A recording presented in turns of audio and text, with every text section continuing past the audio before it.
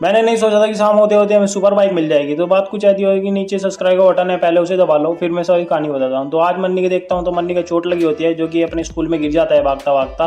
फटाफट से मैं आता हूँ और ये बंडल लेकर पहुंच जाता हूँ सीधा खेत में गुड्डू के साथ, क्योंकि यहाँ पर फूल कट रहे हैं। अब फूल कट रहे हैं तो इस बंडल को खेत में पहुंचाने की जिम्मेदारी हमारी होती है। यहाँ पर फूल के बंडल के पास रखते हैं और यहाँ पर देखते हैं मोनू भैया दवाई छिड़क रहे हैं। फटाफट से बाइक उठाते हैं और सीधा घर के लिए निकल जाते हैं। यहाँ पर देखते हैं तो लक्की 2 बैट लेकर खड़ा है, जो कि हमें नहीं पता है किसका है। फटाफट से शाम को हर्षित मुझे लेने के लिए आ जाता है और मैं हर्षित के साथ फूल पर आ जाता हूँ। यहाँ पर एक भाई होता है जो अपनी निंजा 300 लेकर आता है और हर्षित को इस पर बैठकर फोटो खिंचवाने देता है। भाई बड़ा ही हम्बल होता है और फिर अपने घर की तरफ चला जाता है। अब नीचे सब्सक्राइब बटन आ जाओ, मिल गया नेक्स्ट व्लॉग में, तब तक के लिए सब्सक्राइब।